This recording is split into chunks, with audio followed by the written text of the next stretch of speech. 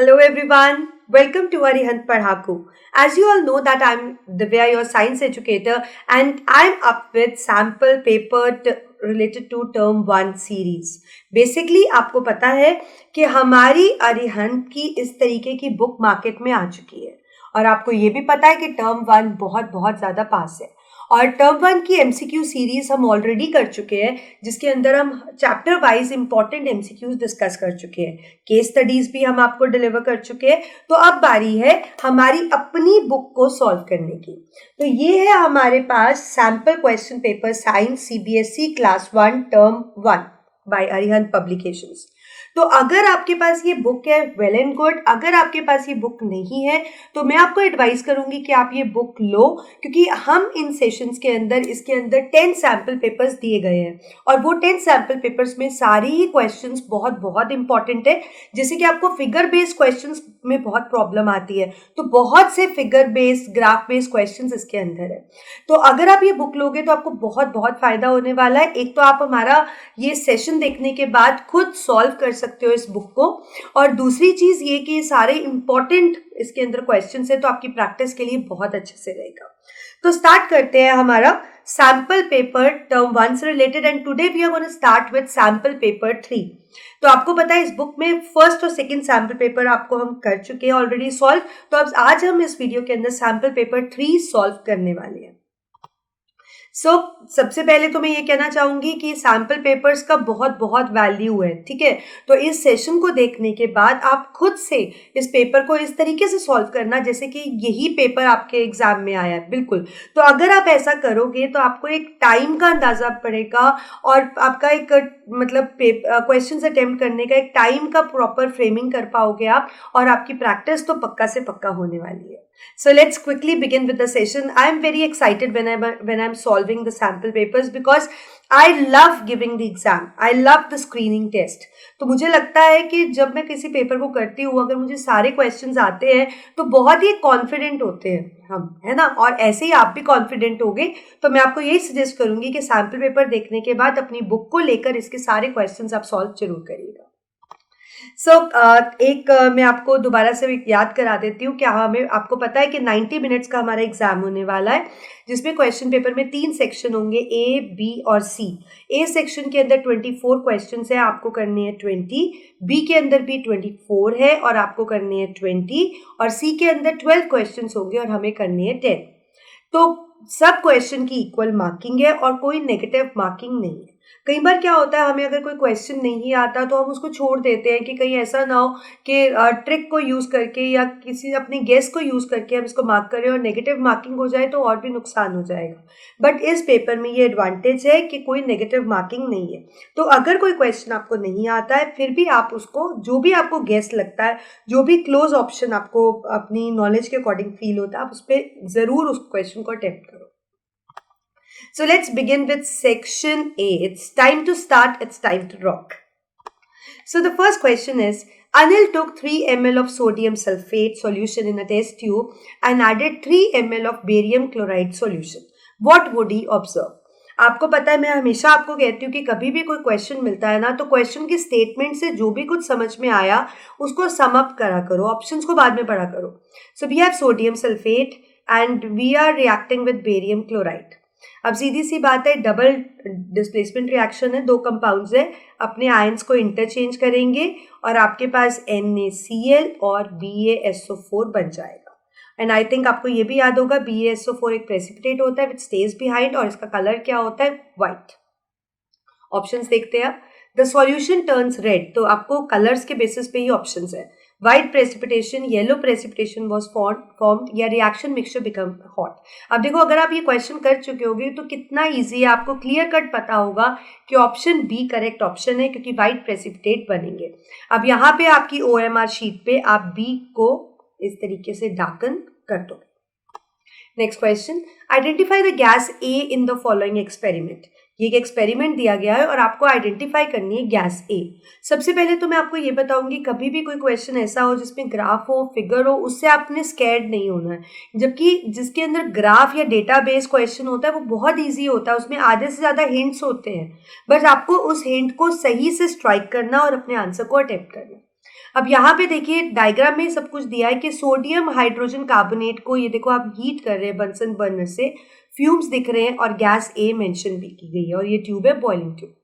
तो सबसे पहले अगर इस क्वेश्चन में आपको ये फॉर्मूला नहीं आएगा तो आप ये क्वेश्चन नहीं कर पाओगे। So you should be thorough with the valency and the name of the compounds and also their molecular formulas. अब जब हम NaHCO3 को यहाँ पे हीट कर रहे हैं तो ऑब्वियसली किसी भी चीज़ को हम हीट करते हैं it breaks into simpler compounds, तो ये ब्रेक होगा Na2CO3 में, साथ में रिलीज होगी H2O और साथ में रिलीज होगी CO2 गैस। तो बेसिकली हमें बताना है कि यहाँ पे गैस कौन सी रिलीज होगी। तो आप देख सकते हो हमारे रिएक्शन में CO2 गैस रिलीज हुई है, तो और हमारे ऑप्शन में H2, CO2, O2 और H2S है, तो B would be the correct option. तो इस तरीके से B को आप डार्कन कर दोगे। Next question, we have a flow chart. Again I have told you, कहीं भी फ्लो चार्ट, डायग्राम, ग्राफ होता है तो हिंट्स होते हैं उसके अंदर। You just have to be, very tricky in answering that question. तो मेटल को H2O के साथ रिएक्ट किया, मेटल ऑक्साइड और गैस। तो इसको थोड़ा सिंप्लीफाई कर लेते हैं, कहीं ऐसा ना हो डायग्राम देख के आप घबरा जाओ और आंसर ना आते हुए भी ना लिख पाओ। अब हमें बताना है कि कौन से दो कॉम्बिनेशंस करेक्ट है। तो कॉम्बिनेशन किस बेस पे है? एल्यूमिनियम, आयरन, कॉपर और कैल्शियम। मतलब बोला गया है कि अगर ये मेटल एल्यूमिनियम, आयरन, कॉपर और कैल्शियम होंगे तो ये रिएक्शन किस तरीके से होंगे। अब सबसे पहले एल्यूमिनियम है। एल्यूमिनियम को जब आप वाटर के साथ रिएक्ट करते हो तो आपको पता है वो क्या बनाएगा। एल्यूमिनियम जो हमारा होता है it will form Al2O3 plus H2। ठीक है, हाइड्रोजन गैस इवॉल्व होगी यहाँ पे। सो it is gonna form Al2O3 क्योंकि ये स्टीम के साथ रिएक्ट करता है और हमारे पास हाइड्रोजन गैस भी रिलीज होगी। So it is correct. Iron को जब आप रिएक्ट करोगे, again iron will form Fe3O4, steam के साथ रिएक्ट करता है and will get H2। So will get Fe3O4 and again H2 हमारे पास बनेगी। Third we have copper. Copper को जब हम पानी के साथ रिएक्ट करते हैं वो नहीं रिएक्ट करता और यहाँ पे कोई गैस इवॉल्व नहीं होगी, ये बिल्कुल ठीक दिया है। कैल्शियम को जब हम रिएक्ट करेंगे it will form calcium hydroxide और यहाँ गैस इवॉल्व होगी, जबकि यहाँ पे नो दिया गया है, तो मतलब ये इनकरेक्ट है। तो बेसिकली यहाँ पे आप देख सकते हो 1, 2 और 3 ऑप्शंस हमारे करेक्ट है और ऑप्शंस में हमारे पास ABCD में ये ऑप्शन भी है, तो C हमारा करेक्ट ऑप्शन होगा। आप C को इस तरीके से डार्कन कर दोगे। Next question, which of the following correctly represents a balanced chemical equation. आपको कुछ रिएक्शंस दी है और बैलेंस केमिकल इक्वेशन को पहचानना है और आपको पता है balancing basically it is based on law of conservation of mass. अगर बैलेंसिंग करनी हो तो हम हिट एंड ट्रायल मेथड ये सब से बैलेंस कर सकते हैं, बट अगर इक्वेशन दिया और बैलेंस ढूंढना हो तो वो बहुत ईजी होता है। आपको सिर्फ लेफ्ट हैंड साइड के मोल्स को राइट हैंड साइड के साथ मैच करना होता है। अब यहाँ देखो A ऑप्शन में Mg आपके पास 1 है और इधर भी 1 है, तो ये बैलेंस्ड है। तो अगर आप कभी ऐसे चेक करने लगो और पहला चीज बैलेंस आ जाए तो आप सेकंड को चेक करो। ऑक्सीजन को देख लेते हैं। ऑक्सीजन यहाँ पे 3 + 1 4 है और यहाँ भी 4 है, तो बेसिकली ऑक्सीजन भी बैलेंस्ड है यहाँ पे। अब यहाँ पे हाइड्रोजन 1 है लेकिन यहाँ पे 2 है, तो अगर कभी ऐसा आपको देखने को मिले तो जहाँ पे कोई भी एटम अनबैलेंस्ड मिले वहीं पे उसको रोक दो क्योंकि वो गलत होगा, आपको आगे चेक करने की जरूरत नहीं है। बी ऑप्शन देखते हैं, Mg1 बैलेंस्ड। ऑक्सीजन 3 and 2 6 और 1 7, 3 and 2 6 and 1 7, ये भी बैलेंस्ड है। हाइड्रोजन आपके पास है 2 और यहाँ भी हाइड्रोजन है आपके पास 2। नाइट्रोजन है आपके पास 2 और यहाँ भी नाइट्रोजन है 2, तो बेसिकली ये बैलेंस दिख रही है। अगला देखते हैं, 2 Mg balanced. Oxygen 3 to the 6 and plus 2 8 और यहाँ पे 3 to the 6 and 2 12, तो ये बैलेंस नहीं है। 2 Mg okay.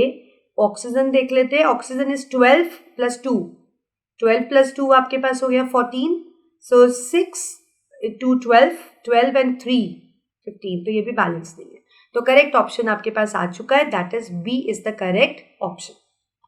Next question, the graph has shown 3 pH curves A, B and C। इस ग्राफ में 3 कर्व्स दिए गए हैं, ये A है, ये B है और ये C है। Which letter represents the addition of an acid to solution? A option A, B, C या both A and C। आपको बताना है कि इसमें एडिशन ऑफ एसिड कैसे पता लगेगा। तो पहली चीज मैं आपको बता दूं, पीएच की वैल्यू से हम जान सकते हैं कोई भी चीज एसिड है, बेस है या फिर न्यूट्रल है। तो हमारे पास बेसिकली पीएच स्केल होता है जिसका 0 से 14 रीडिंग होता है और 7 इसका मिड पॉइंट होता है। जो भी सब्सटेंसेस का पीएच 0 से 7 के बीच में, मतलब लेस देन 7 के बीच में लाई करता है, वो एसिड्स होते हैं, और 7 से अबव 14 तक लाई करता है वो बेसेस होते हैं, और 7 वाला हमारे पास क्या होता है, न्यूट्रल। तो हमें बताना है एडिशन ऑफ एसिड। एसिड का मतलब उसका पीएच लेस देन 7 होगा। और अगर आप इस ग्राफ को ध्यान से देखो, 7 ये सी आपका न्यूट्रल है, लेस देन 7 आपके पास सिर्फ क्या है, बी। तो इन चारों ऑप्शन में से बी हमारा करेक्ट ऑप्शन होगा, और इस तरीके से बी को आप ओएमआर शीट पे मार्क कर दोगे, क्योंकि ए आपके पास बेस है, सी आपके पास न्यूट्रल है। Next question, in the reaction of ammonia with oxygen, ammonia oxygen के साथ रिएक्ट कर रहा है, 4NH3 plus 5O2 forming 4NO plus 6H2O. Which option in the given table correctly represents the substance oxidized and the oxidizing agent? कुछ options दिए गए हैं, हमें पहचानना है कि कौन सा सही है जिसमें सब्सटेंस ऑक्सीडाइज्ड भी सही लिखा है और ऑक्सीडाइजिंग एजेंट भी सही लिखा है।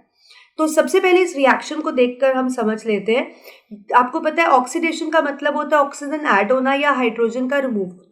यहाँ पे नाइट्रोजन में से हाइड्रोजन रिमूव हो रहा है और ऑक्सीजन ऐड हो रहा है, तो बेसिकली ये ऑक्सीडेशन है, ठीक है। और यहाँ पे हाइड्रोजन के साथ ऑक्सीजन, आप ये देख रहे हो, बेसिकली ऑक्सीजन आपके पास इस तरीके से हो रहा है, और आपको पता है जिसकी ऑक्सीडेशन होती है वो क्या होता है, that is a reducing agent, that is a reducing agent.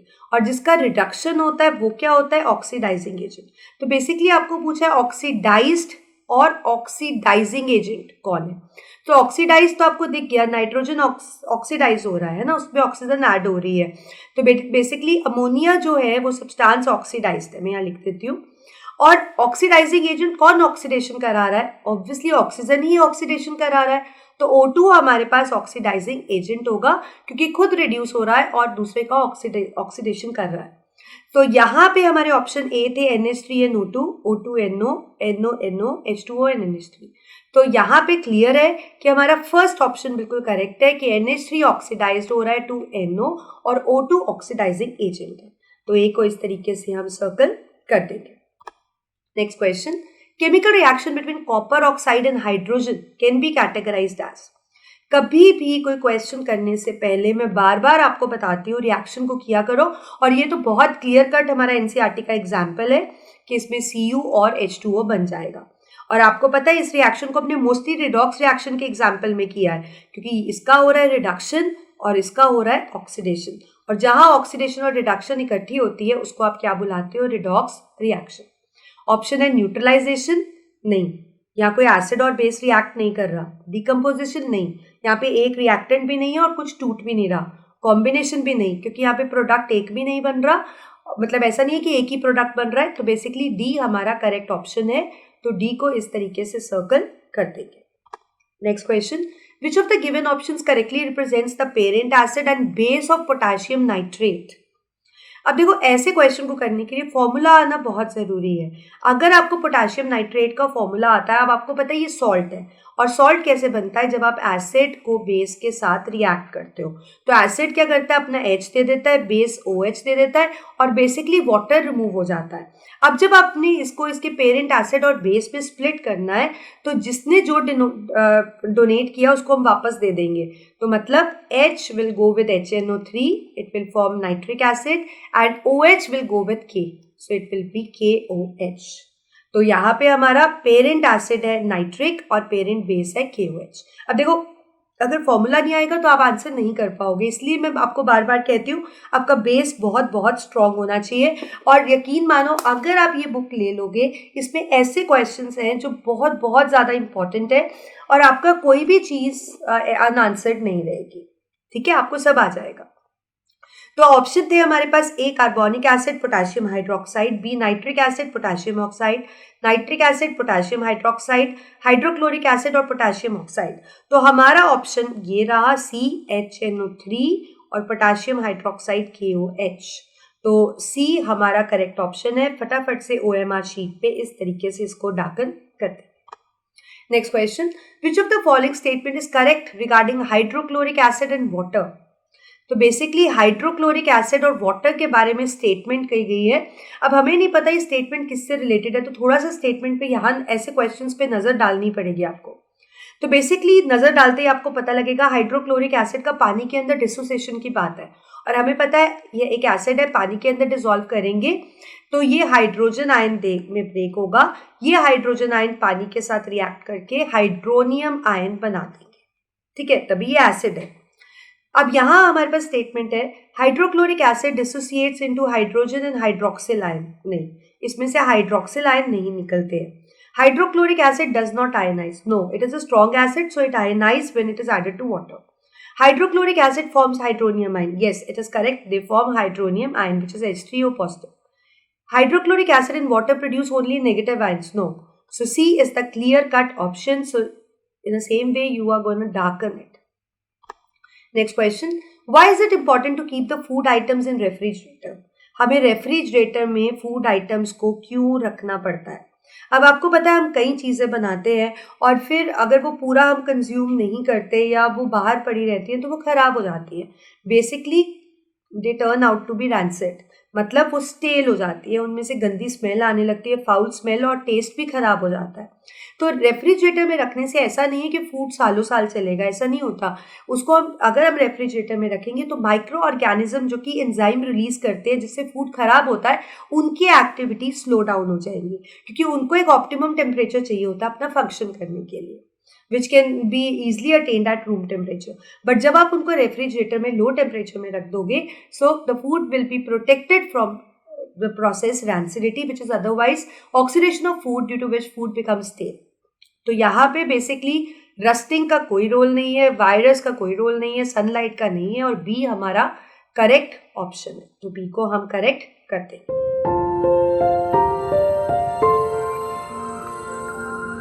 Next, carefully study the diagram of human heart with labels 1 to 4. 1 to 4 labeling हो रखी है. Select the option which gives correct identification, main function और the characteristic.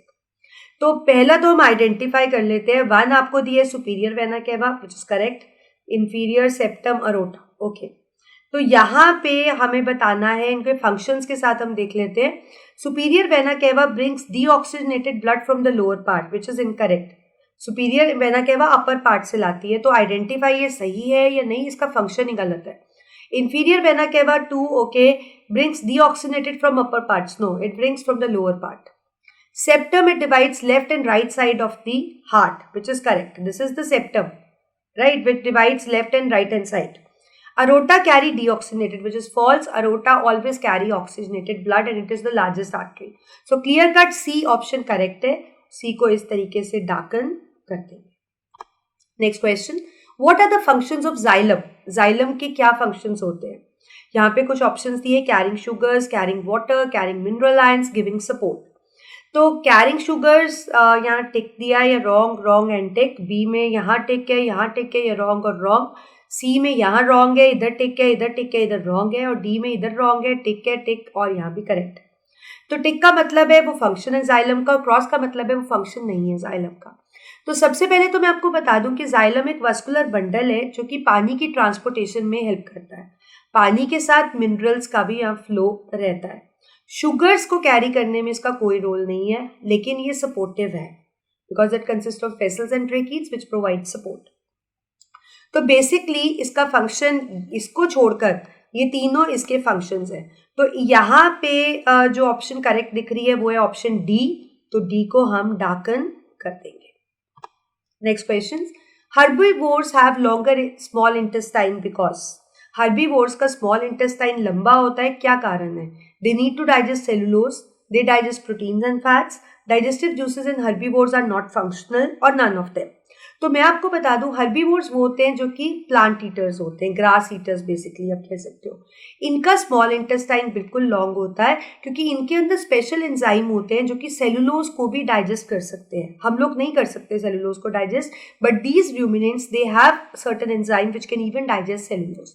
So that is the reason they take time to digest it. So they have longer small intestine. So A would be the correct. So this way you have to darken it. Next question. The figure given below shows a diagram of closed and open stomatal pore with labels 1, 2, 3. या 1, 2, 3 label किया गया है. Identify the correct label और function. Labelling और function हमें दोनों बताना है. तो सबसे पहले मैं आपको ऑप्शंस देखने से पहले बता देती हूँ. 1 हमारे पास गार्ड सेल है क्योंकि वो पोर को इनक्लोज किए हुए और 2 हमारे पास स्टोमेटल पोर है दिस एंड 3 हमारे पास क्लोरोप्लास्ट है. ठीक है. अब यहाँ पे 1 को आइडेंटिफाई किया है guard cell which is correct. It helps in exchange of water. No, but it doesn't help in exchange of water. It actually help in opening and closing of stomatal pore. Second आपको दिए chloroplast 2. तो 2 तो हमारा stomatal pore है, ये गलत है. 2 again एक दिया गया है stomatal pore which is correct. Participate in gaseous exchange which is right. Epidermal cells यहाँ पे है ही नहीं. एपिडर्मल सेल्स तो ये होते हैं जो कि लेबल नहीं है. तो सी हमारा करेक्ट ऑप्शन है. इस तरीके से इसको डार्कन कर दीजिए. Next question. The diagram shows the ribs and some of the muscles used in breathing. Breathing करते समय जो रिब्स और मसल्स का मूवमेंट है हमारी ब्रीदिंग में वो आपको दिया गया है. You need to identify the phase of breathing. अब यहाँ पे आप देखो आपको क्या क्या चीज मेंशन है. External intercostal muscles which are the muscles between ribs जो कि रिब्स को एक्सपैंड और कॉन्ट्रैक्ट करने में हेल्प करती है. Diaphragm is usually dome shaped which flattens और again become dome as per the activity whether we are inhaling or exhaling. Okay, अब यहाँ पे हम क्या कर रहे हैं. ब्रीथ आउट आपको दे रखा है. Breathe out is already given. Breathe out का मतलब है दैट इज एक्सहेलिंग. ठीक है. अब जब आप एक्सहेल करते हो तो रिब्स हमारे वापस से एक्चुअल पोजीशन पे आ जाते हैं. They move to the actual position. ठीक है. जो आपका डायाफ्राम होता है वो दोबारा से डोम शेप्ड हो जाता है इसी तरीके से.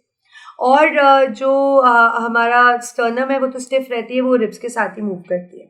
तो बेसिकली ऑप्शंस देखते हैं. During inhalation chest cavity is compressed. मतलब जब आप इनहेल करते हो क्या चेस्ट कैविटी कंप्रेस होती है? नहीं. पहले तो ये जो एक्टिविटी दी गई है ये इनहेलेशन है ही नहीं. दूसरा उसमें चेस्ट कैविटी कंप्रेस नहीं होती है, चेस्ट कैविटी एक्सपैंड होती है. तो ये गलत है. ड्यूरिंग एक्सहेलेशन, हाँ एक्सहेलेशन वाला करेक्ट है क्योंकि एक्सहेलेशन हो रहा है यहाँ. Ribs muscle and diaphragm relaxes. बिल्कुल रिलैक्स हो जाते हैं तभी रिब्स वापस अपनी पोजीशन पे आ जाते हैं और डायाफ्राम वापस से डोम शेप्ड हो जाता है. During exhalation chest cavity become larger. No, क्योंकि जब हम एक्सहेल करते हैं तो चेस्ट कैविटी कॉन्ट्रैक्ट करती है ताकि प्रेशर ऑफ CO2 अंदर ज्यादा हो और वो एक्सहेल हो पाए. ये गलत है.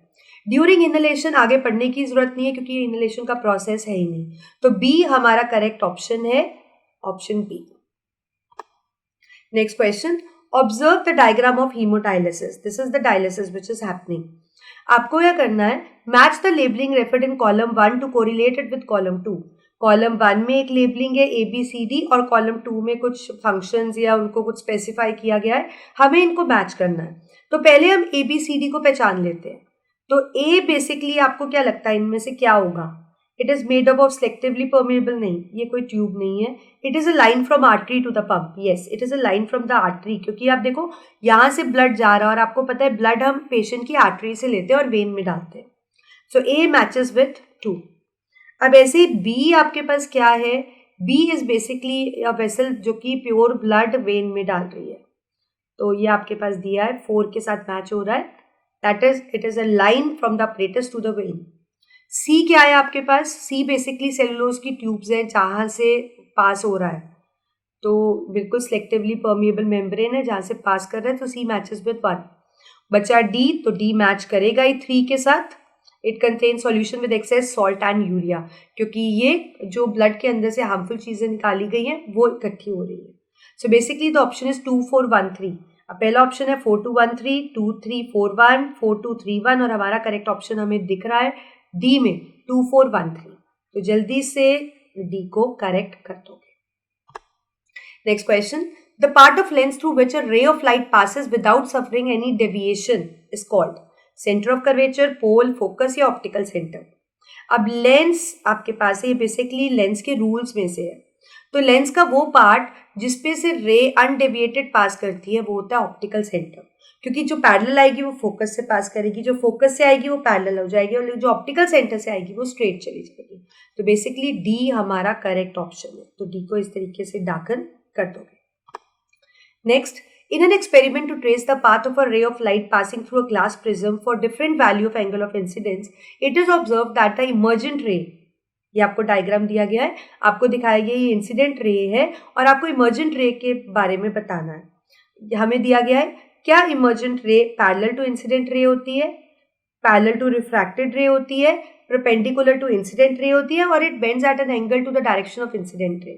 सो D is the correct option, क्योंकि ना तो वो पैरेलल होती है इंसिडेंट रे के, ना रिफ्रैक्टेड रे के, ना परपेंडिकुलर होती है, but it bends at the angle to the direction of incident ray, because when it passes from rarer to the denser medium, it gets refracted and then it emerges. Which of the following lenses would you prefer to use while reading small letters found in dictionary? जो आपको छोटे छोटे letters dictionary के अंदर दिखते हैं, तो उसको पढ़ने के लिए हम कौन सा लेंस यूज करेंगे? सबसे पहले तो कोई भी चीज छोटी दिखती है तो उसको क्लियरली देखने के लिए हमें उसको मैग्नीफाई करना पड़ता है। तो क्लियर है कि हमें यहाँ पे मैग्नीफाइंग वाला लेंस चाहिए, मैग्नीफाइंग वाला लेंस चाहिए। और मैग्नीफाई लेंस वो होगा जो कि हमें लार्ज इमेज भी देता होगा। और आपको पता है कॉन्वेक्स इमेज ही है जो हमें वैरायटी ऑफ इमेज देता है, कॉन्वेक्स लेंस। कॉन्केव तो हमेशा हमेशा हमेशा डिमिनिश्ड इमेज देता है। तो यहाँ ऑप्शन में से जो कॉन्केव है उसको तो पहले ही हटा दो, आप पढ़ने की भी जरूरत नहीं है। अब दो कॉन्वेक्स लेंस है, एक 50 सेंटीमीटर और एक 5 centimetre. To have a better accommodation, अगर फोकल लेंथ 5 सेंटीमीटर होगी तो हम उसको ज्यादा अच्छे से पढ़ पाएंगे। So C would be the correct option. He would prefer convex lens of focal length 5 centimetre. Next question, consider a light ray travels from medium 1 to medium 2 to medium 3। मतलब एक लाइट रे है जो मीडियम 1 से medium 2 में travel कर रही है और फिर मीडियम 3 में कर रही है। रिफ्रैक्टिव इंडेक्स हमें दिए गए हैं 1, 1.23 और 2.12। हमें स्पीड ऑफ लाइट को अरेंज करना है डिक्रीजिंग ऑर्डर के अंदर। डिक्रीजिंग ऑर्डर मतलब सबसे ज्यादा से कम होते हुए। तो अब आपको पता है जिसका रिफ्रैक्टिव इंडेक्स ज्यादा होता है उसमें स्पीड क्या होती है, सबसे स्लोएस्ट होती है। सो सबसे स्लोएस्ट स्पीड किसमें है, मीडियम 3 में, फिर मीडियम 2 और सबसे ज्यादा किसमें, मीडियम 1। हमें डिक्रीजिंग ऑर्डर में ही करना है। तो यहाँ फर्स्ट में ऑप्शन दिए कि मीडियम 1 में स्पीड ज्यादा है, फिर 2 में ज्यादा है, फिर 3 में मतलब सबसे कम है। सेकेंड दिया है 3, ये नहीं होगा। तो बेसिकली यहाँ पे जब आप डिक्रीजिंग ऑर्डर में करोगे तो सबसे कम वाला लास्ट में आएगा और इसमें आपको सिर्फ एक ही ऑप्शन दिख रहा है जिसमें स्लोएस्ट वाला लास्ट में दिया गया है, थर्ड ऑप्शन, इसलिए ए ऑप्शन करेक्ट होगा। तो ए को आप मार्क कर दो, बाकी देखने की भी जरूरत नहीं है। Next question, an object is placed at some distance u from the convex lens of focal length f। एक ऑब्जेक्ट है जिसको कुछ डिस्टेंस u पे रखा गया है कॉन्वेक्स लेंस से, ये कॉन्वेक्स लेंस बना लेते हैं जिसका फोकल लेंथ f है, उसको एक u डिस्टेंस पे रखा गया है। If image formed is virtual, erect and magnified, अगर इमेज वर्चुअल, इरेक्ट और मैग्नीफाइड है तो रिलेशन क्या होगा इमेज डिस्टेंस का, v, u और f का। तो सबसे पहले तो यहाँ आपको रिकॉल करने हैं जो हमने इमेजेस बनाए थे। कॉन्वेक्स लेंस हमेशा एक ही कंडीशन में वर्चुअल, इरेक्ट, मैग्नीफाइड इमेज बनाता है और वो कब, जब ऑब्जेक्ट विद इन फोकस होता है, मतलब ऑप्टिकल सेंटर और एफ के बीच में होता है। तो क्या होता है, ये पैरेलल आएगी, ये फोकस से पास करेगी, ऑप्टिकल सेंटर से स्ट्रेट चली जाएगी और जब आप इसको प्रोड्यूस करोगे ये इस तरीके से प्रोड्यूस होगी। तो लेट्स से ये यू था और ये वी था। तो हमें रिलेशन देखना है। तो बेसिकली हमें रिलेशन दिया है कि u ज्यादा है f से, नहीं u ज्यादा तो नहीं है ना, u तो पहले है, तो ये गलत है। यहाँ पे दिया है v is greater than u और फिर f नहीं, तो यहाँ पे करेक्ट ऑप्शन क्या होगा, v is greater than f and then which is greater than u। तो d हमारा करेक्ट ऑप्शन होगा, ठीक है, क्योंकि यहाँ पे सबसे ज्यादा डिस्टेंस किसका है, v का, फिर उसके बाद फोकल लेंथ आ गई और फिर आपके पास u आ गया। नेक्स्ट क्वेश्चन, हमने OMR शीट पे मार्क कर दिया है D option. Okay, next question, a student use a device X to obtain focus of the image of well illuminated distant building on the screen. एक building की हमें मतलब proper screen पे image बनानी थी और इस तरीके से हमने यूज किया। Name the device use at its focal length. तो बेसिकली यहाँ पे आप देख रहे हो रेज कन्वर्ज हो रही हैं, तो रेज अगर कन्वर्ज हो रही हैं तो that means it is converging in nature, ठीक है। अब यहाँ पे आप देखो आपके पास ऑप्शन है concave lens of focal length -8, converge करने वाला लेंस कॉन्वेक्स लेंस होता है, तो कॉन्केव तो यहाँ पे होगा ही नहीं, ठीक है ना, लेंस द मिरर। तो we are left with convex lens of focal length 8 और convex mirror of focal length 8. So actually यहाँ पे जो हमें डिस्टेंट ऑब्जेक्ट देखने को मिल रहा है, it would be convex lens of focal length 8 centimetre. तो सी को इस तरीके से डार्क कर दोगे. Next question. The total angle between the incident ray and the reflected ray will be 35, 70 degree, 110 और 55 डिग्री. तो सबसे पहले तो प्लेन मिरर है, लाइट रे इंसिडेंट है, इस तरीके से रिफ्लेक्ट हो जाएगी. ये आपके पास नॉर्मल रे आ जाएगी. आपको पता है ये होता है एंगल ऑफ रिफ्लेक्शन और ये होता है एंगल ऑफ इंसिडेंस. अब यहाँ पे ये परपेंडिकुलर है ना, this is making 90 degree angle. 35 दिया हुआ है आपको, तो इसको माइनस करोगे तो इट विल बी 55. ऐसे ही यहाँ पे भी इट इज मेकिंग 90 डिग्री, तो ये आपके पास होगा 55. तो दिस इज 55, दिस इज 55. हमें बताना है एंगल इंसिडेंट और रिफ्लेक्टेड, ये पूरा एंगल बताना है. लेट्स से इसको ए और बी कह देते हैं, तो हमें ए और बी बताना है. तो 55 plus 55 comes out to be 110. तो सी करेक्ट ऑप्शन होगा. इस तरीके से डार्क कर दो. Next question. Study the following diagrams in which the path of a ray of light passing through a glass prism as traced by 4 students P, Q, R, S are shown. आपको student ने किस तरीके से trace किया है कि रे को प्रिज्म में से, वो हमें गिवन है. Which student trace the path correctly, P, Q, R या S. तो बेसिकली आप मेरे ख्याल इसमें पहचान सकते हो, क्यू ने सबसे सही ट्रेस किया है, क्योंकि जब लाइट रेयरर से डेंसर मीडियम में पास करती है, it gets refracted and then again when it comes to the rarer medium it bends away from the normal. It bends away from the normal. तो B हमारा correct answer है. B को इस तरीके से डार्कन कर दो. So with this section A is finished.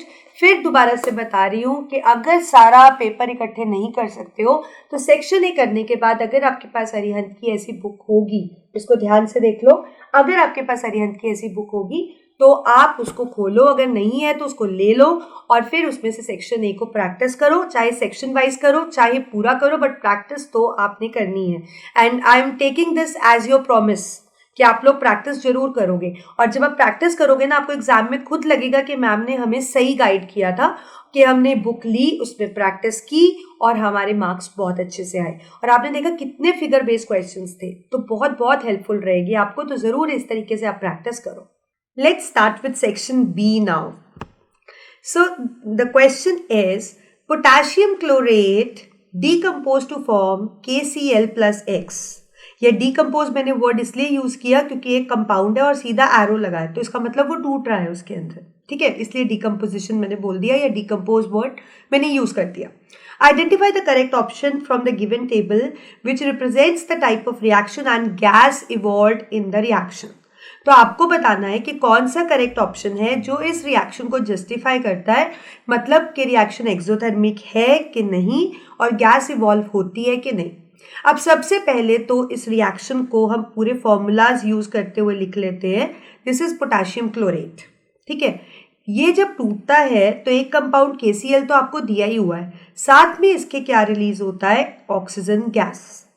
अब बेसिकली ये एक डीकम्पोजिशन है, क्योंकि अगर कभी आपके पास एक रिएक्टेंट हो और दो से ज्यादा प्रोडक्ट, ये दो या दो से ज्यादा प्रोडक्ट हो, तो बेसिकली वो डीकम्पोजिशन होती है. मतलब जो कंपाउंड है वो under certain set of conditions अपने कॉन्स्टिट्यूएंट्स में टूट जाता है.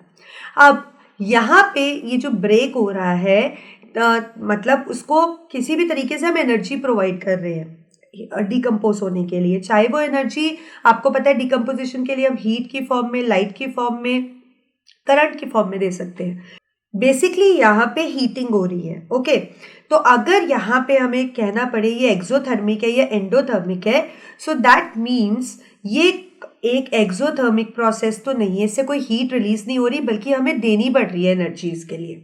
सो it is endothermic in nature.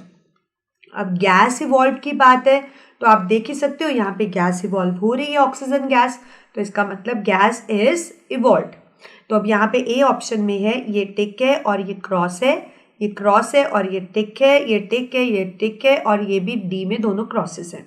तो बेसिकली ये प्रोसेस एक्सोथर्मिक नहीं है. तो इसका मतलब इसमें से वो ऑप्शन करेक्ट होगा जिसमें क्रॉसेस लगे हैं. तो राइट वाले ऑप्शंस को तो पहले ही हम क्रॉस कर देते हैं. अब क्रॉस के बाद ये इसमें गैस इवॉल्व हो रही है, तो यहाँ पे दिया है कि गैस इवॉल्व हो रही है और यहाँ दिया है कि गैस नहीं इवॉल्व हो रही, तो we'll go with B option. इसलिए बी को इस तरीके से OMR शीट में आप दाखिल कर दोगे। Next question, in which year the maximum acidity of rain was recorded. आपको एक ग्राफ दिया है और जैसे कि मैंने बताया है ग्राफ के क्वेश्चन से बिल्कुल डरना नहीं है। तो आपको दिया है कि एसिडिटी ऑफ रेन मैक्सिमम कब हो रही है। आपको पता है ना एसिड रेन क्या होती है, कि बेसिकली जब वाटर के अंदर एसिडिक ऑक्साइड्स घुल जाती है तो रेन न्यूट्रल ना रहकर वो एसिडिक हो जाती है। तो हमें पूछा कौन से ईयर में सबसे ज़्यादा एसिडिक रेन रिकॉर्ड हुई थी। अब आपको पता है कि अगर एसिडिक रेन है तो दैट मीन्स उसका pH किस में लाई करेगा, it will lie between 0 to 7, मतलब 7 से कम ही इसके बीच में लाई करेगा, क्योंकि एसिड्स का pH ही इतना होता है। तो दैट मीन्स अगर मैं यहाँ पे देखूँ तो सबसे कम जिसका pH होगा उसके अंदर हाइड्रोजन आयन का कंसंट्रेशन उतना ज़्यादा होगा और वो उतनी ज़्यादा एसिडिक होगी। तो यहाँ पे आप देखो इन सब का pH ज़्यादा है, ज़्यादा pH का मतलब है इनमें हाइड्रोजन आयन का कंसंट्रेशन कम है, बट 2014 वाले में सबसे लोएस्ट pH है। लोएस्ट pH मतलब highest hydrogen ion concentration. So 2014 is the correct answer और ये ढूंढ लिया है मैंने अपना आंसर, तो डी को इस तरीके से हम सर्कल कर देंगे। Next question, zinc pieces were placed in each of the 4 test tube containing different salt solution. हमारे पास जिंक के पीस हमने सॉल्ट सॉल्यूशन में डाल दिए। तो बेसिकली जैसे कि मैं इसको देख रही हूँ तो मुझे पता लग रहा है यहाँ जिंक के पीसेस एल्यूमिनियम सल्फेट जिसका फॉर्मूला होता है Al2SO4 होल थ्राइस में डाल दिए गए हैं। यहाँ पे जिंक के पीसेस जिंक सल्फेट मतलब ZnSO4 में डाले गए हैं। यहाँ पे जिंक पीसेस आयरन सल्फेट मतलब FeSO4 में डाले गए हैं और यहाँ पे जिंक पीसेस कॉपर सल्फेट मतलब CuSO4 में डाले गए। नाउ इसके अंदर बेसिकली आपको पूछा क्या है इसके अंदर कि in third and fourth solution the change in colour is observed, मतलब इसमें और इसमें कलर चेंज दिखा बट 1 और 2 में नहीं दिखा। What is the reason.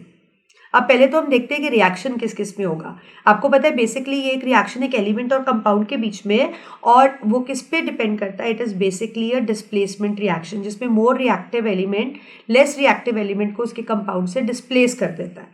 अब इसके लिए हम फॉलो करते हैं रिएक्टिविटी सीरीज, है ना, जो आपको पता है इस तरीके से हमारी रिएक्टिविटी सीरीज होती है। ठीक है, अब यहाँ पे जिंक और एल्यूमिनियम, तो जिंक और एल्यूमिनियम में से एल्यूमिनियम पहले आता है, मतलब एल्यूमिनियम ज़्यादा रिएक्टिव है, जिंक एल्यूमिनियम को डिस्प्लेस नहीं कर पाएगा, so hence there won't be any reaction. Second वाले में देखें तो जिंक और ZnSO4 डिस्प्लेसमेंट नहीं होगा क्योंकि दोनों सेम है मेटल्स। जिंक और आयरन सल्फेट, तो आयरन जिंक के नीचे आता है तो बेसिक रिएक्शन हो जाएगा क्योंकि जिंक ज़्यादा रिएक्टिव है।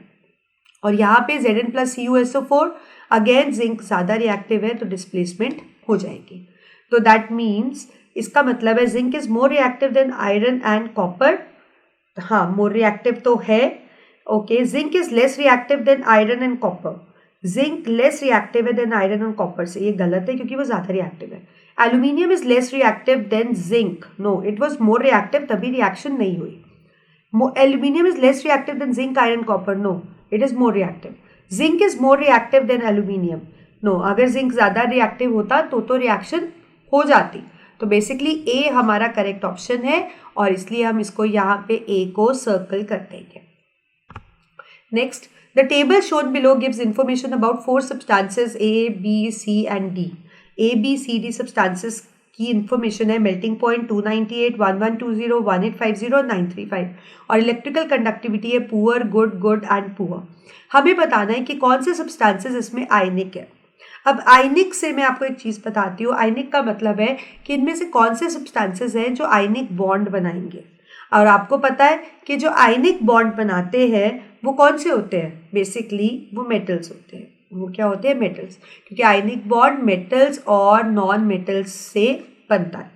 ठीक है, तो अब बेसिकली यहाँ पे सब्सटेंसेस जो कि आयनिक है उनमें हम देख लेते हैं, क्योंकि हमें पता है आयनिक सब्सटेंसेस का अगर मेल्टिंग पॉइंट देखो तो वो हाई होता है और इनकी जो कंडक्टिविटी होती है वो भी गुड होती है क्योंकि आयंस में डिसोसिएट ईजिली हो जाते हैं एक्वस मीडियम में। तो बेसिकली यहाँ पे मेल्टिंग पॉइंट हाई वाले हम देखेंगे तो बी और सी ही हैं जिनका मेल्टिंग पॉइंट सबसे हाई है और वो गुड कंडक्टर भी है। तो बेसिकली बी और सी हमारा करेक्ट ऑप्शन है। ए और डी का as compare to this melting point बहुत कम है, तो इसलिए बी करेक्ट ऑप्शन है। तो बी को इस तरीके से आपने अपनी OMR शीट पे डाकन कर देना है। Next question, a boy was stung by a bee. एक बॉय को बी ने स्टिंग मार दिया। He started crying because of the stung, क्योंकि दर्द होती है, आपको पता है, इन्फ्लामेशन हो जाती है, पेनफुल रहता है। Then a mother washed the affected area with soap and he got some relief. फिर मदर ने वो एरिया को सोप से धोया और उसको आराम आ गया। Which of the following statement are correct? 1. Soap is acidic in nature. Soap is basic in nature. Acid is present in bee sting. और 4. Base is present in bee sting. अब सबसे पहले तो मैं आपको बता दूं कि सोप कभी भी एसिडिक नहीं होता, मतलब soap is not acidic, soap is basic in nature, ठीक है। और एसिड होता है बी स्टिंग में, हमें पता है बी की स्टिंग में एसिड होता है, और बेस नहीं होता बी की स्टिंग में। सो बेसिकली यह स्टेटमेंट 2 और 3 हमारे पास सही थे, और ऑप्शन में 1 and 3, 1 and 4, 2 and 3 और 2 and 4। तो basically 2 and 3 is the correct option. तो सी को इस तरीके से हम डाकन कर देंगे। Next question, which of the following setups are most appropriate for the evolution of hydrogen gas and its identification? 4 setups दिए गए हैं और आपको पूछा गया है कि अगर किसी रिएक्शन में गैस इवॉल्व होती है तो कौन सा सेटअप बेस्ट रहेगा। अब देखो इस 1, 2, 3, 4 में मैं आपको डिफरेंस बताती हूँ। हमारे पास टेस्ट ट्यूब है, ये हमारे पास जिंक है, डाइल्यूट NaOH है, और ये हमारे पास आप कह सकते हो जो ट्यूब है इसके अंदर डली हुई है। इसके अंदर ट्यूब इस तरीके से है, वो इसमें डिप नहीं है। इसके अंदर भी इसमें जिंक भी है, पेलेट्स भी है इस तरीके से, और इसमें वो ट्यूब है ही नहीं for the evolution of gas. So basically B आपका करेक्ट ऑप्शन है, क्योंकि गैस की एवोल्यूशन के लिए कि गैस वहाँ से बाहर निकल सके उसके लिए ये जो ट्यूब है वो पूरी इमर्स नहीं होनी चाहिए। सो this is the correct option. So 1 and 3, 2 and 4, 1, 2 and 3, so only 2 is here. So D is the correct option.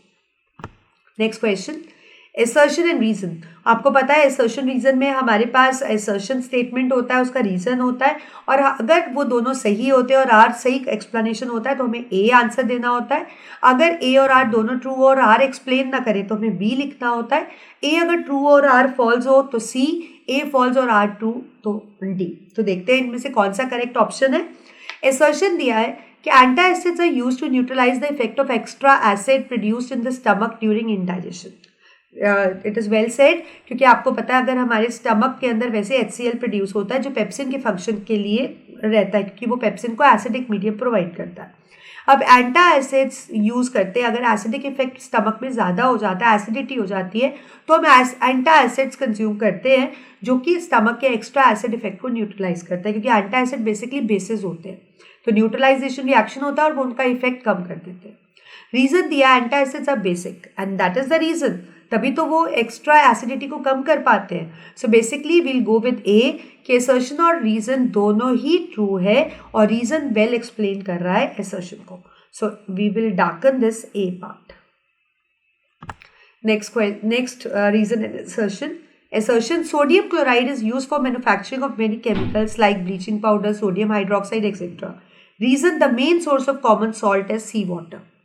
तो बेसिकली आपको दिया गया है कि NaCl बहुत सी चीज़ों से के लिए यूज़ होता है और दिया सोर्स है उसका सी वाटर, कि हमें मेनली वो सी वाटर से मिलता है। तो यहाँ पे असर्शन भी सही है और रीज़न भी सही है, बट रीज़न कोई एक्सप्लेनेशन नहीं दे रहा है असर्शन का। So that means we'll go with B. That means both the statements are right, but reason doesn't explain assertion. Okay, another assertion reason. Amylase is the first enzyme to mix with food in digestive tract. Yes, it is true. हमारे mouth में amylase secrete होता है, salivary amylase, and it first acts on the food. It helps in the digestion of starch, basically. Starts in the digestion. Reason, it helps in the digestion of starch. So both are correct. Assertion and reason are correct, but reason is not the explanation that why it is the first one to act on the enzyme. So basically we'll go with B, that is both are true but R is not the explanation for the assertion.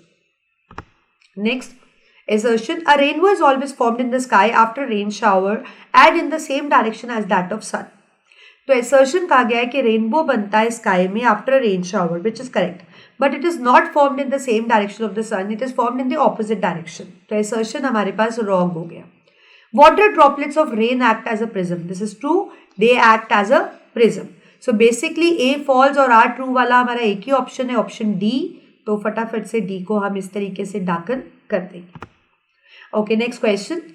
The simple MCQ question, the data based. The table given below shows different types of indicators. तो हमारे पास है फिनोफ्लिन, methyl orange, vanilla essence और turmeric. और natural और synthetic basically बताया कि कौन नेचुरली ऑब्टेन हो रहा है और कौन सा man made synthetic lab made है. तो फिनोफ्लिन को कहा गया है कि वो नेचुरल है और सिंथेटिक नहीं है, विच इज़ रॉन्ग, क्योंकि आपको पता है जो फिनोफ्लिन है वो सिंथेटिक इंडिकेटर है. मिथाइल ऑरेंज नेचुरल नहीं है, सिंथेटिक है, which is correct. Vanilla essence natural है, सिंथेटिक नहीं है, again which is wrong, it is also synthetic. Turmeric natural है, सिंथेटिक नहीं है, अगेन इट्स करेक्ट.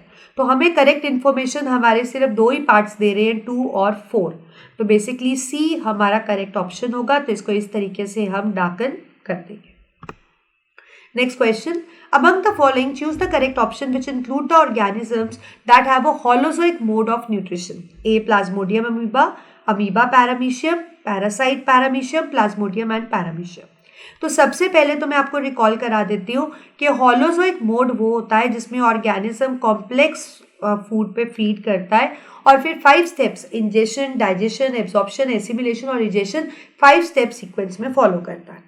तो बेसिकली यहाँ पे प्लाज्मोडियम और अमीबा नहीं है, पैरासाइट और पैरामीशियम तो हो ही नहीं सकते क्योंकि पैरासाइट तो आपको पता है किसी की बॉडी के ऊपर और अंदर रहता है. ना प्लाज्मोडियम और पैरामीशियम है, basically we have amoeba and paramecium. So we'll go with B option. So let's darken the B part. Okay, next question. Choose the correct statement that describe arteries. कुछ statements दी गई हैं और हमें बताना है कि कौन सा statement है जो arteries जिसको justify करती है. तो सबसे पहले तो मैं आपको थोड़ा सा रिकॉल करा दूं कि arteries वो होती है जो कि प्योर ब्लड कैरी करती हैं, एक्सेप्शंस की अभी बात नहीं कर रही हूँ, और अवे फ्रॉम हार्ट कैरी करती है. आर्टरीज जो ब्लड कैरी करती है उन ब्लड का बहुत ज़्यादा प्रेशर होता है क्योंकि वो डायरेक्टली हार्ट से पंप होता है और उसकी थिक वॉल्स होती है. ठीक है, तो बेसिकली ये सब चीज़ है हमारे पास. तो हमारी लार्जेस्ट आर्टरी और होता है हमें पता है. तो हम ये स्टेटमेंट्स पढ़ लेते हैं. They have thick elastic walls, बिल्कुल होती है. Blood flows under high pressure, बिल्कुल फ्लो करता है. Collect blood from different organs, no they don't collect blood from different organs, they supply blood to different organs, so this is incorrect. They have thin walls, आगे पढ़ने की जरूरत ही नहीं है क्योंकि वॉल थिन होती ही नहीं है उनकी. They have thick elastic walls, okay. Blood flows under low pressure, no. अगर लो प्रेशर ही होना था तो थिक इलास्टिक वॉल्स की क्या जरूरत थी, तो रॉन्ग है. They have thick elastic walls without walls. Blood flows under high pressure, carry blood away from the heart, which is correct. तो D ऑप्शन हमारा करेक्ट है जो कि आर्टरीज को जस्टिफाई करता है. Next question. Which of the following statements accurately describes what happens in the mouth? कुछ statements है और आपको पता है माउथ में तो बहुत सी एक्टिविटी होती है, च्यूइंग होती है, स्लाइवरी अमाइलेज सिक्रीट होता है. तो यहाँ ऐसे क्वेश्चंस में स्टेटमेंट्स पढ़ लिया करो. तो ए है amylase breaks down large protein molecules, wrong. Amylase कभी प्रोटीन पे एक्ट करता ही नहीं है, स्टार्च पे एक्ट करता है. Chewing increases the surface area, which is correct. Saliva emulsifies fats, no. Saliva contains salivary amylase which act on starch, it doesn't emulsify fat. Teeth absorb, no. Teeth are not meant for the absorption, they are meant for the chewing. So basically B is the correct option कि chewing से surface area बढ़ जाता है जिससे salivary amylase और या और भी juices अच्छे से mix up हो पाते हैं और digestion में help कर पाते हैं. Next question. The magnification produced by plane mirror is +1. What does it mean? अब सबसे पहले तो मैं आपको बता दूं कि जो मैग्निफिकेशन है वो आपको बताता है कि इमेज रियल इन्वर्टेड है या वर्चुअल इरेक्ट है और उसका साइज कैसा है. अगर मैग्निफिकेशन का आंसर आपको माइनस में दिया गया है मतलब रियल इन्वर्टेड की बात हो रही है, प्लस में है तो मतलब वर्चुअल इरेक्ट की बात हो रही है. अगर 1 है तो मतलब सेम साइज है ऑब्जेक्ट और इमेज का, लेस देन 1 है तो मतलब वो डिमिनिश्ड है, मोर देन 1 है तो इसका मतलब वो एनलार्ज्ड है. ओके, अब यहाँ है +1 तो प्लस का मतलब वर्चुअल इरेक्ट इमेज, 1 का मतलब same size. So basically option है image is of same size as that of object and real. Okay, but it is not real, it's false. क्योंकि रियल के लिए नेगेटिव होता है यहाँ. Image is inverted and real. No, अगर negative होता तो हम बोलते size of image is same and the image is virtual and inverted. Virtual image हमेशा इरेक्ट होती है, तो ये गलत है यहाँ पे. Image is erect and virtual and of same size. तो we'll go with D option, क्योंकि वर्चुअल इमेज हमेशा इरेक्ट होती है और पॉजिटिव साइन का मतलब होता है वर्चुअल इरेक्ट और 1 का मतलब सेम साइज.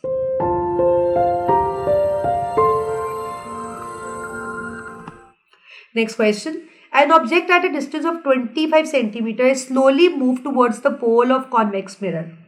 आपके पास एक convex mirror है. Let's say this is the mirror. ठीक है. एक ऑब्जेक्ट है जिसको टूवर्ड्स पोल हम ले जा रहे हैं. ठीक है, कोई भी ऑब्जेक्ट है उसको 25 सेंटीमीटर और पास ले गए, तो इमेज कैसे बनेगी? A shortened and real, diminished virtual, enlarged and real. So I want this answer from you. आप सोच के बताओ मुझे कैसी इमेज बनेगी. बेसिकली शायद आप पहचान चुके हो कि ये क्वेश्चन सिर्फ कंफ्यूज करने के लिए दिया गया है, क्योंकि कॉन्वेक्स इमेज में कहीं पे भी प्रिंसिपल एक्सिस पे रखो, आप ऑब्जेक्ट को पास रखो, दूर रखो, कहीं पे भी रखो, इमेज हमेशा वर्चुअल, इरेक्ट और डिमिनिश्ड ही बनती है. तो हमारा ऑप्शन क्या होगा? Virtual and diminished. So B would be the correct option. Next question. Which of the following parts of heart contains oxygenated blood? Heart के कौन से पार्ट के पास ऑक्सीजनेटेड ब्लड होता है? तो मैं आपको याद करा दूं कि हमारे पास हार्ट के 4 चैम्बर्स होते हैं. Left atrium, left ventricle, right atrium, right ventricle.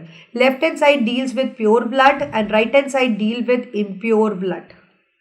ठीक है, तो मतलब यहाँ पे है पल्मोनरी वेन और आर्टरी की भी बात हो रही है. तो मैं बता देती हूँ आपको, जो प्योर ब्लड लेकर आती है it should be the artery, but here we violate this and it is pulmonary vein. और जो इम्प्योर लेकर जाती है दैट इज पल्मोनरी आर्टरी, क्योंकि यहाँ पे हम वो कॉन्सेप्ट ओबे कर रहे हैं कि टूवर्ड्स और अवे फ्रॉम द हार्ट, वो वाला चीज. तो बेसिकली पहला ऑप्शन है pulmonary when, left atrium and aorta. Yes, इनके पास प्योर ब्लड होता है.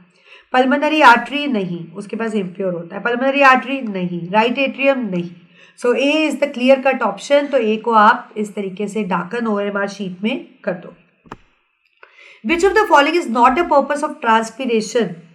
मतलब कौन से इनमें से ऑप्शन में से जो चीज़ है जो कि ट्रांसपीरेशन का काम, मतलब ट्रांसपीरेशन कुछ हेल्प नहीं कर रहा. Supplying water for photosynthesis, help in translocation of sugar, cools leaf surface, transport minerals. So basically ये सब काम कर रहा है एक्सेप्ट द बी पार्ट, क्योंकि ट्रांसलोकेशन फ्लोएम करता है.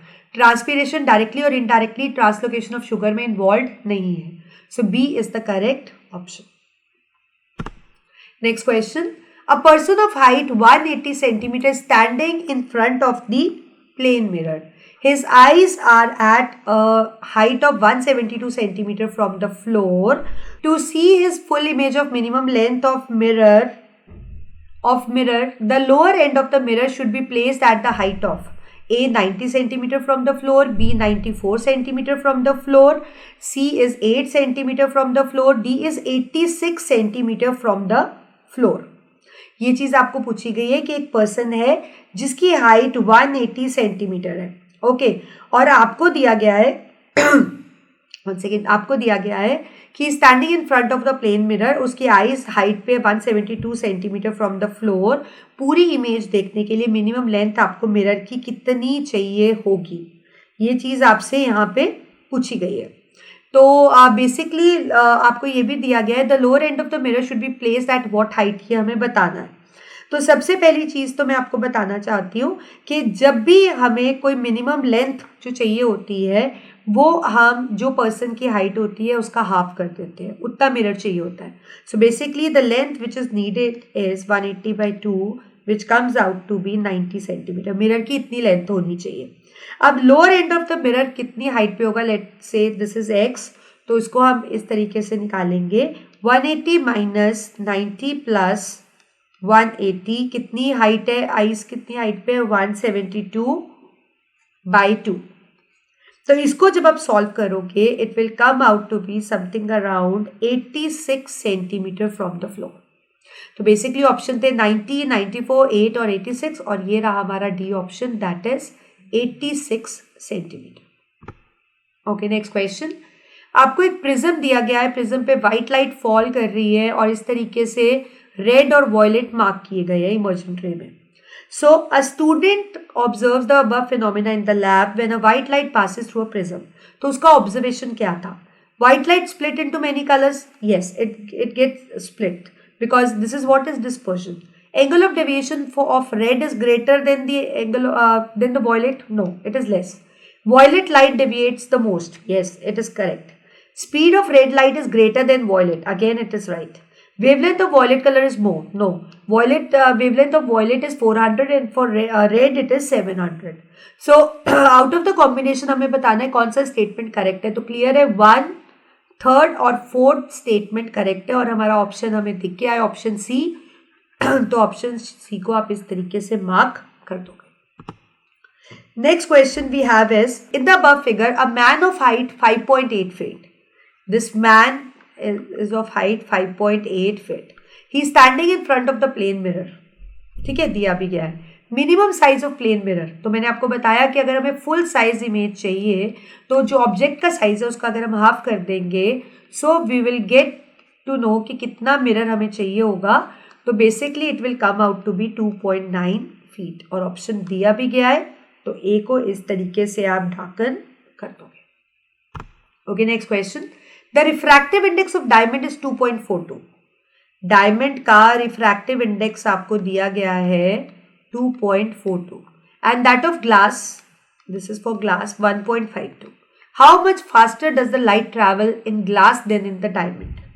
अब आपको पता है कि हम इसको इनकी स्पीड के साथ, अगर मैं इसको डायमंड और इसको ग्लास लिख दूं तो इनको इनकी स्पीड के साथ हम इस तरीके से लिख सकते हैं.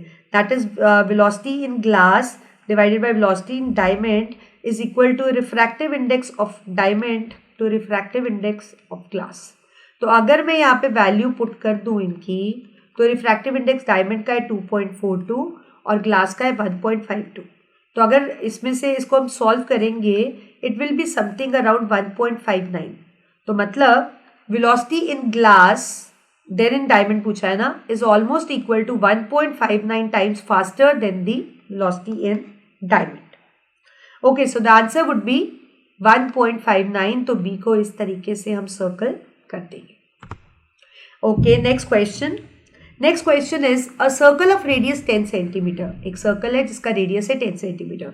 उसको कॉन्वेक्स मिरर के सामने रखा गया है, ये आप देख सकते हो. फोकल लेंथ है 10.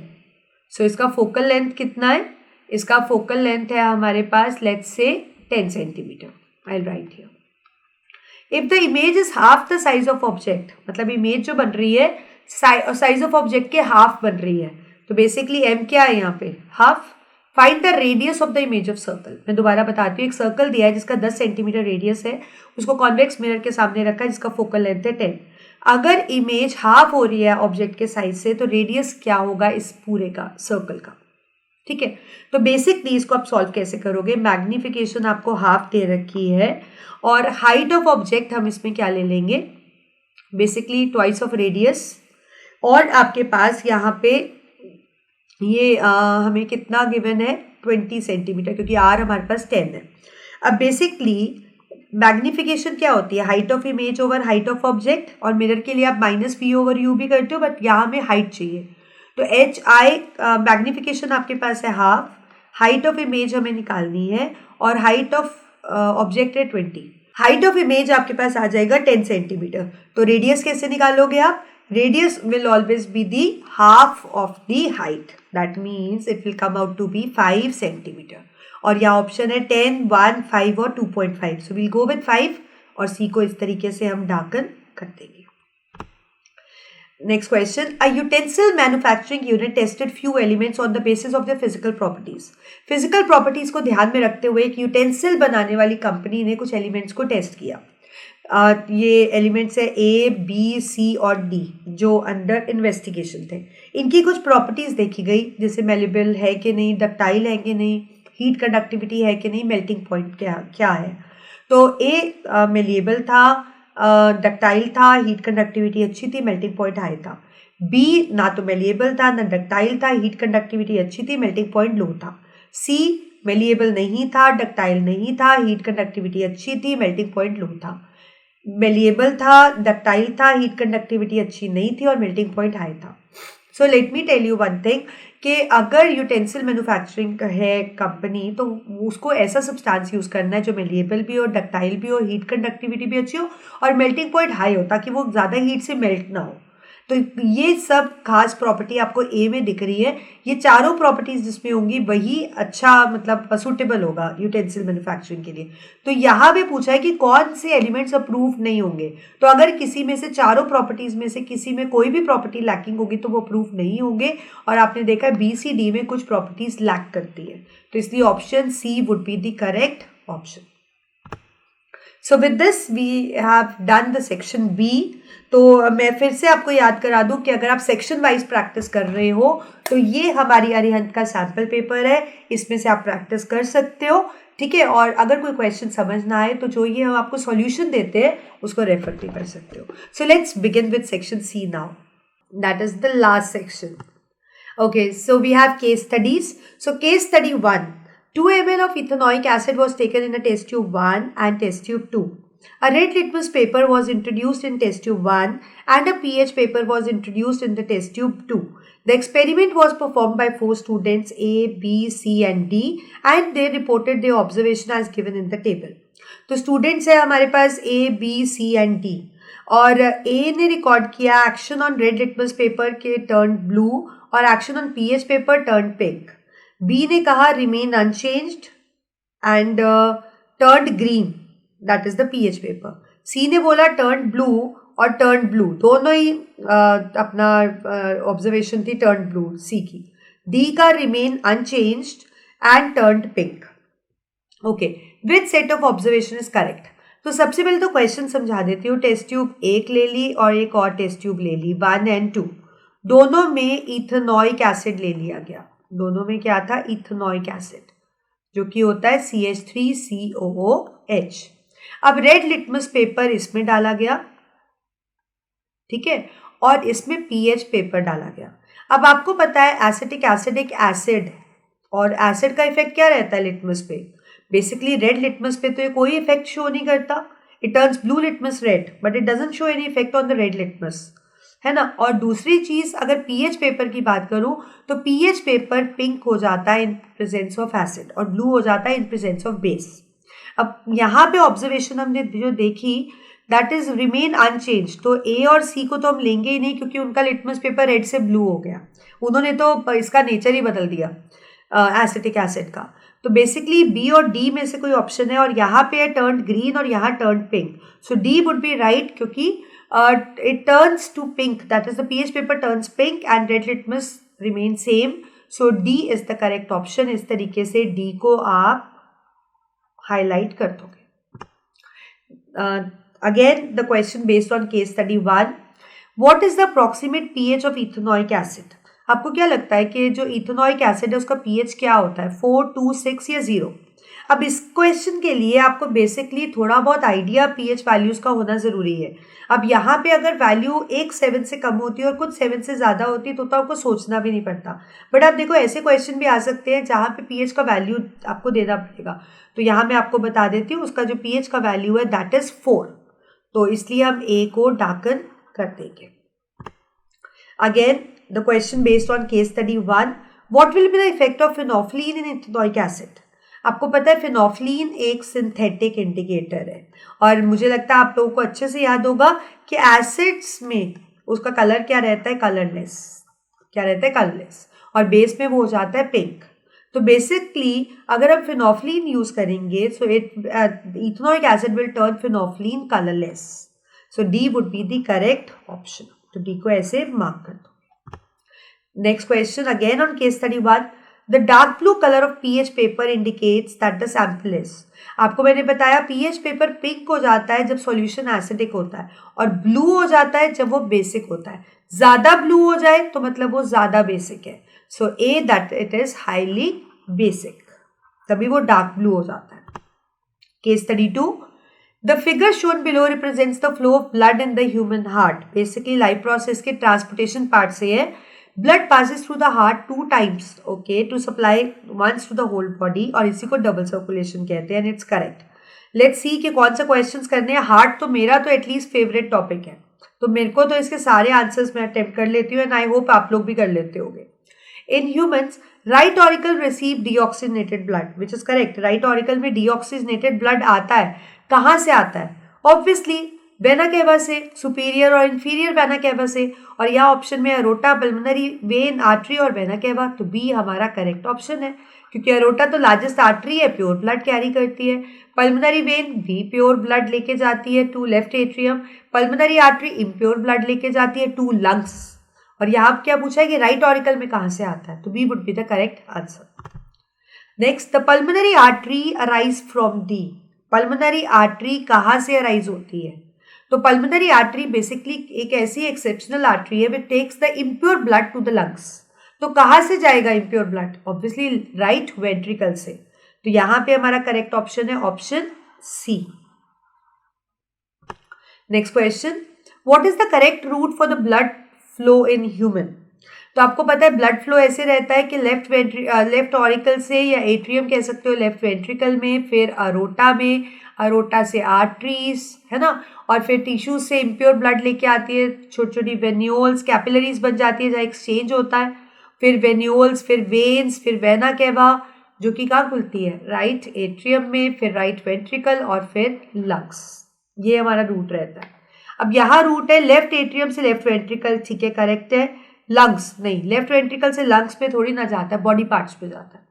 Left atrium left ventricle correct. Right ventricle no, right ventricle में लेफ्ट वेंट्रिकल से नहीं जाता. Right atrium right ventricle left ventricle no. Atrium और वेंट्रिकल लेफ्ट और राइट आपस में रिलेटेड नहीं होते. Right atrium right ventricle lungs, yes. Right atrium में इम्प्योर ब्लड आया, फिर राइट वेंट्रिकल में गया, फिर लंग्स में गया ऑक्सीजनेशन के लिए, left atrium and then left ventricle. So D would be the correct option. Next question, in mammals vein differ from arteries. Yes, veins और आर्टरीज में तो डिफरेंस रहता ही है. और बेसिक डिफरेंस क्या होता है? आर्टरीज प्योर ब्लड कैरी करती है, एक्सेप्शंस अपार्ट, और वेन्स इम्प्योर ब्लड कैरी करती है. ये अवे फ्रॉम हार्ट कैरी करती है ब्लड और ये टूवर्ड्स हार्ट कैरी करती है. और पल्मोनरी आर्टरी और वेन इसका एक्सेप्शनल केस है. आर्टरीज की थिक वॉल्स होती है, वेन में थिन वॉल्स होती है. आर्टरी में हाई प्रेशर होता है ब्लड का, वेन्स में कम होता है. तो बेसिकली वेन्स और आर्टरीज के अंदर डिफरेंस क्या है कि वेन्स आर्टरीज से कैसे डिफर करती है? Low pressure, thicker walls, internal walls, high pressure. So basically it differs from low pressure, इसमें लो प्रेशर होता है और इसमें इंटरनल वॉल्स होते हैं. So basically A is the correct option. तो ए को हम मार्क कर देंगे. Case study 3. An overhead projector OHP like a film or a slide projector uses light to project an enlarged image on the screen. In an OHP, the source of image is a page-sized sheet of transparent plastic film, also known as foils, with the image to be projected either pointed or handwritten. These are placed on the glass surface of the projector, which has a light source below it and projecting mirror and lens assembly above it as shown.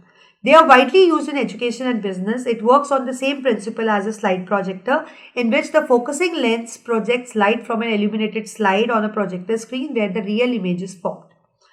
तो यहाँ पे आप देख रहे हो concave mirror है, ठीक है, ये हमारे पास ऑब्जेक्ट है, ये फोकल लेंस है, प्लेन मिरर है जहाँ से रिफ्लेक्शन हो रही है, स्क्रीन है जहाँ पे इमेज बन रही है. What kind of lens is used to make a overhead projector? तो सबसे पहले तो आपको बताना है कि कौन सा लेंस है जो यूज होता है ओवरहेड प्रोजेक्टर बनाने के लिए. ऑप्शन है convex lens, concave lens, bifocal lens या फ्लैट लेंस. सो बेसिकली हमारे पास कौन सा लेंस यूज होता है? It is convex lens. ठीक है, ओवरहेड प्रोजेक्टर किससे बनते हैं? Convex lens. So A is the correct option. How the image obtain will be real and erect. जो इमेज बनती है यहाँ पे वो रियल एंड इरेक्ट कैसे होती है? When it passes through the lens and directly obtained on screen, when it passes through the lens and get reflected on the mirror to be obtained on screen, the screen use automatically makes the image erect and real, या both B and C. तो basically यहाँ पे जो image बनती है जब वो lens, ये जो आप देख रहे हो, इससे पास होती है, प्लेन मिरर पे स्ट्राइक करती है, रिफ्लेक्ट होती है, तो जो ये इमेज है वो कैसी बनती है? It is basically it gives the virtual image. तो concave mirror the image जो यहाँ पे बनती है that is from the lens is inverted. मैं यहाँ लिख देती हूँ, it is inverted. और फिर जब ये plane mirror को strike करती है तो हमारे पास real and erect image बनती है. ठीक है, तो बेसिकली हमारे पास यहाँ पे जो करेक्ट ऑप्शन होने वाला है that is, one second let me read it again. तो यहाँ पे हमारे पास है when it passes through the lens and directly obtained on screen. No, it passes through lens and get reflected. Yes, it gets reflected. So B is the correct option. A concave mirror is use here in place of convex mirror by. यहाँ पे concave mirror क्यों use किया गया है, convex mirror की जगह concave mirror क्यों use किया गया है यहाँ पे? तो बेसिकली यहाँ पे कॉन्केव मिरर इसलिए यूज किया गया है क्योंकि आपको पता है कि जो कॉन्केव मिरर होता है वो हमें रियल इमेज देता है. So basically A is the correct answer because concave mirror gives the real image.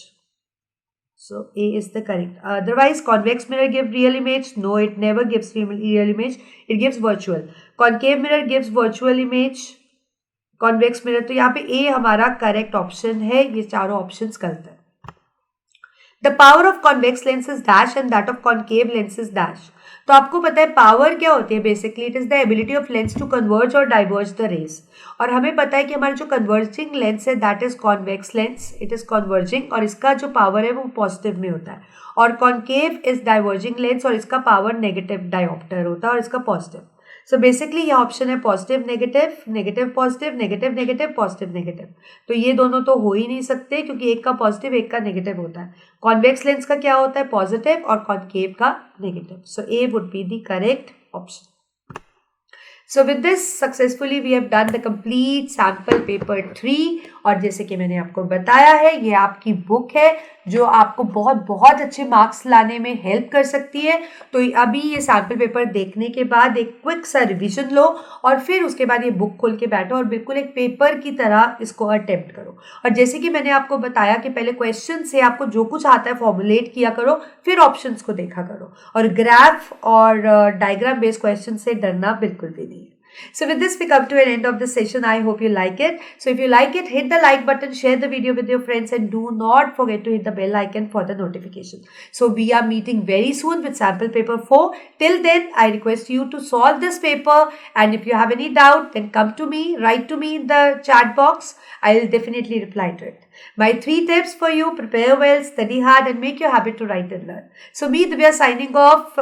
We'll be meeting very soon. So thank you. Bye-bye. Take care.